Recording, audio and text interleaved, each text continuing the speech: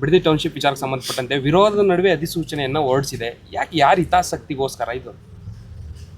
ಇಲ್ಲಿ ಇವತ್ತಿನ ಈ ಒಂದು ಬಿಡದಿಯ ಟೌನ್ಶಿಪ್ ವಿಷಯದಲ್ಲಿ ಇಲ್ಲಿ ಯಾರ್ದ ಹಿತಾಸಕ್ತಿ ಅನ್ನೋದಕ್ಕಿಂತ ಹೆಚ್ಚಾಗಿ ನಾಡಿನ ಹಿತಾಸಕ್ತಿ ಅನ್ನೋದಕ್ಕಿಂತ ಹೆಚ್ಚಾಗಿ ಇದರಲ್ಲಿ ಇರ್ತಕ್ಕಂಥ ಕೆಲವು ತೀರ್ಮಾನಗಳೇನಿದೆ, ಲ್ಯಾಂಡ್ ಗ್ರ್ಯಾಬರ್ಸ್ಗೆ ಮತ್ತು ರಿಯಲ್ ಎಸ್ಟೇಟ್ ಬಿಸ್ನೆಸ್ ಮಾಡ್ತಕ್ಕಂಥ ವ್ಯಕ್ತಿಗಳಿಗೆ ಮಾಡ್ತಾ ಇರ್ತಕ್ಕಂಥ ಕಾರ್ಯಕ್ರಮ. ಅವರು ಕ್ಯಾಬಿನೆಟ್ ನೋಟ್ ಇಟ್ಟಿರ್ತಕ್ಕಂಥದ್ದನ್ನೇ ನಾನು ಬಹುಶಃ 17ನೇ ತಾರೀಕು ನಿಮಗೆ ಸುದೀರ್ಘವಾಗಿ ಎಲ್ಲ ವಿಷಯಗಳನ್ನ ಪ್ರಸ್ತಾಪ ಮಾಡ್ತೀನಿ. ಇಲ್ಲಿ ಬೆಂಗಳೂರು ನಗರದ ಅಭಿವೃದ್ಧಿ ಇವತ್ತು ಯಾವ ಪರಿಸ್ಥಿತಿ ಇದೆ ನೀವೇ ನೋಡ್ತಾ ಇದ್ದೀರಿ. ಬೆಂಗಳೂರಿನ ಅಭಿವೃದ್ಧಿಗೆ ಕಳೆದ 3 ವರ್ಷದಲ್ಲಿ ಈ ಸರ್ಕಾರ ಯಾವುದೇ ರೀತಿಯ ಒಂದು ಸ್ಪಷ್ಟವಾದಂಥ ದಿಕ್ಕಿನಲ್ಲಿ ಬೆಂಗಳೂರಿನ ಸಮಸ್ಯೆಗಳನ್ನು ಪರಿಹರಿಸ್ತಕ್ಕಂಥ ನಿಟ್ಟಿನಲ್ಲಿ ಇವತ್ತು ಕಾರ್ಯಕ್ರಮ ಇಲ್ಲಿ ಏನೂ ನೋಡಲಿಲ್ಲ. ಬೆಂಗಳೂರಿನ ಒತ್ತಡವನ್ನು ಸರಿಪಡಿಸಬೇಕು ಅಂತ ಹೇಳಿ ಬಿಡದಿ ಹತ್ರ ಮಾಡ್ತಾಯಿದ್ದೀವಿ ಅಂತ ಮುಖ್ಯಮಂತ್ರಿಗಳು ಹೇಳ್ತಾರೆ. ಅದರ ಜೊತೆಗೆ ಕುಮಾರಸ್ವಾಮಿಯವರ ಕೂಸೆ ಇದು. ಆದರೆ ಇದು ನನ್ನ ಒಂದು ಈಗ ಅದನ್ನು ಕೈಗೆತ್ಕೊಂಡು ಮುಂದುವರಿಸಿದ್ದೇವೆ ಅಂತಕ್ಕಂಥದ್ದೇನು ಹೇಳ್ತಾರೆ. 2006ರಲ್ಲಿ 2026ರಲ್ಲಿ ಈ 20 ವರ್ಷದಲ್ಲಿ ಏನೇನು ಡೆವಲಪ್ಮೆಂಟ್ ಆಗಿದೆ ಇದೆಲ್ಲ ಯೋಚನೆ ಮಾಡಬೇಕಲ್ವೇ. ಅದರ ಜೊತೆಗೆ ಮುಖ್ಯಮಂತ್ರಿಗಳು ಹೇಳ್ತಾರೆ ನಾನು ಮಾಡೇ ಸಿದ್ಧ ಅಂತ ಹೇಳ್ತಾರೆ.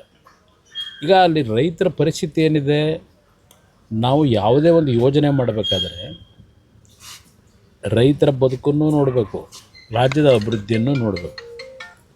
ಇವತ್ತು ನಾವು ರಾಜ್ಯದ ಅಭಿವೃದ್ಧಿಗೆ ಹಲವಾರು ಸರ್ಕಾರಗಳು ಭೂಸ್ವಾಧೀನ ಪ್ರಕ್ರಿಯೆ ಮಾಡಿರ್ತಕ್ಕಂಥದ್ದು ನೋಡಿದ್ದೇವೆ. ಬೆಂಗಳೂರು ನಗರ ಸುತ್ತಮುತ್ತ ಈಗ ಅರ್ಕಾವತಿ ಬಡಾವಣೆ ಅಂತ ಮಾಡಿದ್ರು ಒಂದು ಸರ್ಕಾರ. ಅರ್ಕಾವತಿ ಬಡಾವಣೆಗೆ 3000 ಎಕರೆ ಭೂಮಿನ ಏನು ಭೂಸ್ವಾಧೀನ ಮಾಡ್ಕೋತಾರೆ. ಅಂತಿಮ ಅಧಿಸೂಚನೆ ಹೊರಡಿಸೋದಕ್ಕಿಂತ ಮುಂಚೆ 1000 ಎಕರೆ ಕಡಿಮೆ ಮಾಡ್ತಾರೆ, ಡಿನೋಟಿಫೈ ಮಾಡ್ತಾರೆ. ನಂತರ ಬಂದಂಥ ಸರ್ಕಾರಗಳು ಅಲ್ಲೇನು ಅರ್ಜಿ ಹಾಕೊಂಡ್ರು ಮನೆ ಬೇಕು ಅಂತೇಳಿ, ಅವ್ರಿಗೆ ಕೊಡೋದಕ್ಕಿಂತ ಹೆಚ್ಚಾಗಿ ಮಧ್ಯವರ್ತಿಗಳಿಗೆ ಯಾವ ಲ್ಯಾಂಡ್ ಡೆವಲಪರ್ಗಳು GPA ಮಾಡ್ಕೊಂಡ್ರು ಅವರುಗಳಿಗೆ ಎಲ್ಲ ರೀತಿಯಲ್ಲಿ ಅರ್ಕಾವತಿ ಬಡಾವಣೆಯ ಭೂಮಿಗಳನ್ನು NOC ಕೊಟ್ಟು ಡಿನೋಟಿಫಿಕೇಷನ್ ಮಾಡಿ ಏನೇನು ನಡೀತು ಇದೆಲ್ಲ ನಮ್ಮ ಕಣ್ಣು ಮುಂದೆ ಇದೆ. 480 ಎಕರೆ ಕೆಂಪಣ್ಣ ಆಯೋಗ ರಚನೆ ಮಾಡಿದ್ರು, ತಗೊಂಡೋಗೋದನ್ನು ಕೂಡಿಸೋದನ್ನು ಇಟ್ಕೊಂಡಿದ್ದಾರೆ. ಇವತ್ತು ಇಲ್ಲಿ ಏನು ಮಾಡಲಿಕ್ಕೆ ಹೊರಟಿರ್ತಕ್ಕಂಥದ್ದಕ್ಕೆ ಏನು ನೋಡಿದೆ ನೆನ್ನೆ ಮಾಧ್ಯಮದ ಸ್ನೇಹಿತರ ಮುಂದೆ ನರೇಂದ್ರ ಮೋದಿಯವರೇ ಮೆಚ್ಚುಗೆ ವ್ಯಕ್ತಪಡಿಸಿದ್ದಾರೆ. ಟೌನ್ಶಿಪ್ ಮಾಡೋದಕ್ಕೆ ತುಂಬ ಚೆನ್ನಾಗಿ ಮಾಡ್ತಾಯಿದೆಯಾ ಮಾಡು ಅಂತ ಹೇಳಿದ್ದಾರೆ ಅಂತಕ್ಕಂಥ ಪದ ಏನು ಬಳಸಿದ್ದಾರೆ. ನರೇಂದ್ರ ಮೋದಿಯವರು ಗುಜರಾತ್ನಲ್ಲಿ ಮಾಡಿರ್ತಕ್ಕಂಥ ಟೌನ್ಶಿಪ್ ಇದೆಯಲ್ಲ, ಯಾವುದೋ ಭೂಕಂಪದಲ್ಲಿ ಅನಾಹುತಗಳಾಗಿ ಸಂಪೂರ್ಣವಾಗಿ ಡ್ರೈ ಲ್ಯಾಂಡು ಅಂಥ ಕಡೆ ಒಂದು ಟೌನ್ಶಿಪ್ಪನ್ನು ಮಾಡ್ಕೊಂಡ್ರು. ಅದು ಮಾಡ್ಕೊಂಡು ಅದರ ಜೊತೆಗೆ ಅವರು ಹೆಚ್ಚಿನ ಆಸಕ್ತಿ ವಹಿಸಿ ಕೇಂದ್ರದ ಪ್ರಧಾನಮಂತ್ರಿಗಳಾದ ಮೇಲೂ ಆ ಒಂದು ಟೌನ್ಶಿಪ್ಗಳಿಗೆ ಎಲ್ಲರೂ ಬರ್ತಕ್ಕಂಥ ರೀತಿಯಲ್ಲಿ ಅವ್ರದ್ದೇ ಆದಂಥ ಕಾರ್ಯಕ್ರಮ ಹಾಕಿ ಅಲ್ಲಿ ಡೆವಲಪ್ಮೆಂಟ್ ನಡೀತಾ ಇದೆ. ಒಂದು ಡೊಲೇರ ಅಂತ ಹೇಳಿ ಒಂದು ಭಾಗದಲ್ಲಿ ಅದರಲ್ಲಿ ಏನು ಬೆಳೀಲಿಕ್ಕೆ ಸಾಧ್ಯ ಇಲ್ಲದೆ ಇಲ್ಲ ಅಂಥ ಭಾಗದಲ್ಲಿ ಟೌನ್ಶಿಪ್ ಮಾಡಿದ್ದಾರೆ, ಗಿಫ್ಟ್ ಸಿಟಿ ಮಾಡಿದ್ದಾರೆ, ಎಲ್ಲ ಇದೆ, ಒಪ್ಕೋತೀನಿ. ಇಲ್ಲಿ ಲಕ್ಷಾಂತರ ತೆಂಗಿನ ಮರ, ಅಡಿಕೆ ಗಿಡ, ಬಾಳೆ ಗಿಡ ಈ ರೀತಿಯ ಬೆಳೆ ಬೆಳೀತಾ ಇರ್ತಕ್ಕಂಥದ್ದು. ಅದರ ಜೊತೆಗೆ ಹೈನುಗಾರಿಕೆ ಇವತ್ತು 6 ಲಕ್ಷಕ್ಕೂ ಹೆಚ್ಚಿನ ಲೀಟ್ರ್ ಹಾಲು ಉತ್ಪಾದನೆ ಮಾಡ್ತಾ ಇರತಕ್ಕಂಥ ಭಾಗದಲ್ಲಿ ಈಗ ನಾನು ಟೌನ್ಶಿಪ್ ಮಾಡ್ತೀನಿ ಅಂದರೆ ಯಾರಾದರೂ ಅದನ್ನು ಮೆಚ್ಕೋತಾರ? ಇಲ್ಲ ಪ್ರಧಾನಮಂತ್ರಿಗಳಿಗೆ ಅದ್ರ ಬಗ್ಗೆ ಡೀಟೇಲ್ ಕೊಟ್ಟಿದ್ರೆ ಅವ್ರು ಮೆಚ್ಕೋತಿದ್ರ? ಪ್ರಧಾನಮಂತ್ರಿಗೆ ಹೇಳಿದ್ದಾರೋ ಅವ್ರು ಮೆಚ್ಚುಗೆ ಪಡಿಸಿದ್ದಾರೋ ನಮಗೇನು ಗೊತ್ತಿಲ್ಲ. ಅವರಿಬ್ಬರು ಒನ್ ಮಾತನಾಡ್ಕೊಂಡು ಬಂದಿದ್ದಾರೆ. ಇದು ಇರ್ತಕ್ಕಂಥ ಇದು ದುಡ್ಡು ಮಾಡೋವಂಥ ಸ್ಕೀಮ ಸರ್. ಇದರಲ್ಲಿ ಸಂಶಯನೇ ಇಲ್ಲ. ಅವರೇ ಹೇಳಿದ್ದಾರೆ ಇದರಿಂದ ನಮಗೆ ಸುಮಾರು 15ರಿಂದ 20 ಸಾವಿರ ಕೋಟಿ ಲಾಭ ಬರುತ್ತೆ ಅಂತ ಹೇಳ್ತಾರೆ. ಇಲ್ಲಿ ಯಾವುದಾದ್ರೂ ಒಂದು ಯೋಜನೆ ಲಾಭಕ್ಕೆ ಮಾಡೋದಲ್ಲ ಸರ್ಕಾರ ಮಾಡ್ತಕ್ಕಂಥದ್ದು. ಅದರಿಂದ ಜನರಿಗೆ ಎಷ್ಟರ ಮಟ್ಟಿಗೆ ಅದು ಉಪಯೋಗ ಆಗ್ತದೆ, ಅದು ಮುಂದಿನ ರಾಜ್ಯದ ಅಭಿವೃದ್ಧಿಗೆ ಯಾವ ರೀತಿ ಉಪಯೋಗ ಆಗ್ತದೆ ಅದು ಮುಖ್ಯ. ಇಲ್ಲಿ ಯಾವುದೋ ಒಂದು ಲಾಭ ಮಾಡಲಿಕ್ಕೆ ರೈತರ ಭೂಮಿನ ಇವತ್ತು ಒಕ್ಕಲೆಬ್ಬಿಸಿ ಅದರಲ್ಲಿ ಏನೇನು ಕಂಡೀಷನ್ಗಳಿದೆ. ಈಗ ಯಾವೊಂದು ಲೋನ್ ತಗೊಂಡಿದ್ದಾರೆ ಇವತ್ತು ಹುಡ್ಕೋ ಬ್ಯಾಂಕಿಂದ ಅಲ್ಲಿ ಆ ಹಲವಾರು ಕಂಡೀಷನ್ಗಳಿದೆ. ಅದೆಲ್ಲ ನಿಂತ್ಕೊಂಡು ನಾನು ಹೇಳಲಿಕ್ಕಾಗಲ್ಲ. ನಾಳಿದ್ದು ಬಹುಶಃ ನಿಮ್ಮ ಜೊತೆಯಲ್ಲಿ ಸುದೀರ್ಘವಾಗಿ ಮಾತಾಡ್ತೀನಿ. ಅವರು ಇವತ್ತು ಸರ್ಕಾರ ಇಟ್ಕೊಂಡಿದ್ದಾರೆ, ಮುಖ್ಯಮಂತ್ರಿ ಇದ್ದಾರೆ, ಏನು ಬೇಕಾದರೂ ಮಾಡ್ತೀನಿ ಅಂತಕ್ಕಂಥ ಅವರ ಒತ್ತಡತನ ಏನಿದೆ, ಇದಕ್ಕೆ ನಂದೇನು ತಕರಾರಿಲ್ಲ. ಅವ್ರ ಪಾಡಿಗೆ ಅವ್ರು ಮಾಡಲಿ. ನಾವು ಈ ದೇಶದ ಕಾನೂನು ವ್ಯವಸ್ಥೆ ಒಳಗೆ ನಾವು ರೈತರ ಪರವಾಗಿ ಕೊನೆ ಹಂತದಲ್ಲಿ ಹೋರಾಟ ಏನು ಮಾಡಬೇಕು ಮಾಡೋಣ. ಯಾಕೆಂದರೆ ಒಂದು ಉದಾಹರಣೆ ಕೊಡ್ತೀನಿ. ದೇವೇಗೌಡರು 1994ರಲ್ಲಿ ಮುಖ್ಯಮಂತ್ರಿ ಇದ್ದಾಗ ನೈಸ್ ಯೋಜನೆ, ನೈಸ್ ಕಾರ್ಯಕ್ರಮ ಅಲ್ಲ ಅದು, ಅಲ್ಲಾರೋ ಅಮೇರಿಕಾದ ಒಬ್ಬರು ಗವರ್ನರ್ ಬಂದಂಥದ್ದು, ಅವರ ಜೊತೆಯಲ್ಲಿ ಒಡಂಬಡಿಕೆ ಆಗಿದ್ದು.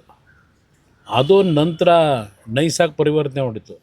ನೈಸಾಗಿ ರೈತರನ್ನ ಬೀದಿಗೆ ತಂದು ನಿಲ್ಲಿಸ್ತಕ್ಕಂಥ ಕಾರ್ಯಕ್ರಮ ಪ್ರಾರಂಭ ಆಗೋಯ್ತಲ್ಲಿ. ಅಂದರೆ ದೇವೇಗೌಡರು ಪ್ರಧಾನಮಂತ್ರಿಗಳಿಗೆ ದೆಹಲಿಗೆ ಹೋದ ಮೇಲೆ ಮುಂದೆ ಬಂದಂಥ ಸರ್ಕಾರಗಳು ಆ ಒಂದು ಕಂಪ್ನಿಗೆ ಪಾಲಿಷ್ ಮಾಡ್ಕೊಂಬಂದರು. ಅವ್ರು ಹೇಳಿದ್ದಕ್ಕೆಲ್ಲ ಸೃಜು ಹಾಕೊಂಬಂದ್ರು ಹೆಬ್ಬೆಟ್ಟು ಹೊತ್ಕೊಂಡು.